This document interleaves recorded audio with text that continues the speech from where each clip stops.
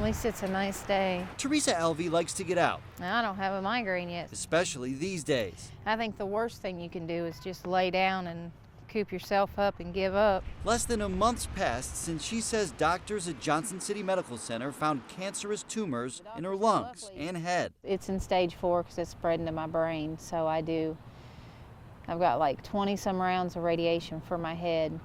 And then once that starts, they'll start the chemo on my lungs. Alvey says after doctors gave her the news last month, she asked to leave her room on the 4th floor of the hospital, hoping to visit the chapel on the 2nd floor.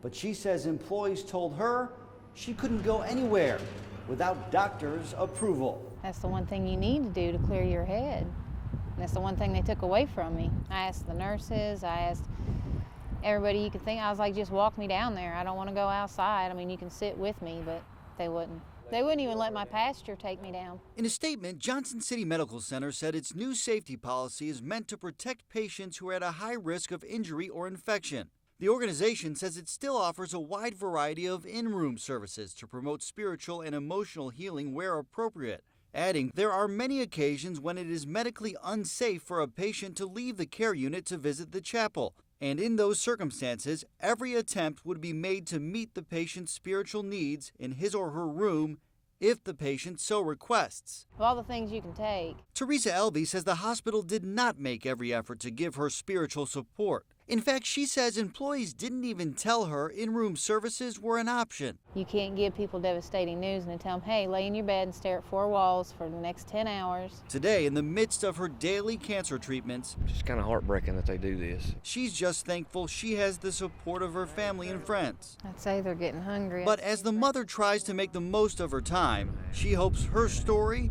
will convince Mountain States Health Alliance to reconsider its policy. Nate Morabito, News Channel 11, in your corner.